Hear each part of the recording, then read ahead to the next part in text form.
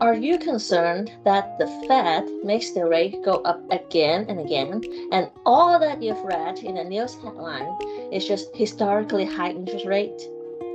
To give you a little bit of background, the Federal Reserve, or the Fed, has a dual mandate.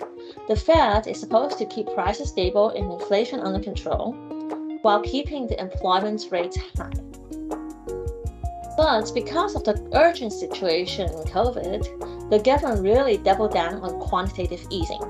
Well, the government has already started quantitative easing before COVID.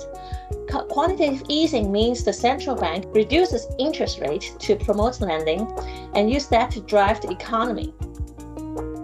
So, with the quantitative easing that the government has already started before COVID, actually, economists have been wondering, a little bit surprised, why don't we see inflation go up yet?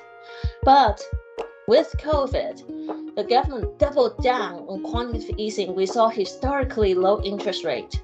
And some economists talk about the spike in M1 money supply in 2021. And that's because of the quantitative easing. Because of extreme quantitative easing, the inflation became quite severe. And the Federal Reserve has to do the opposite, which is quantitative tightening, increasing interest rate to tamp down inflation. Some government economists, for example, this Wednesday, Jerome Powell, who's the chairman of the Federal Reserve, is talking about whatever it takes to get inflation down. The war on inflation is not over yet.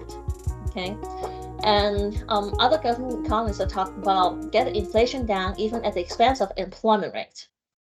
Well, basically what they're trying to do now is to tip to the other side of the scale of the dual mandate of the Fed. I hope this video helps explain why you're seeing relatively high interest rate. That's because of quantitative tightening.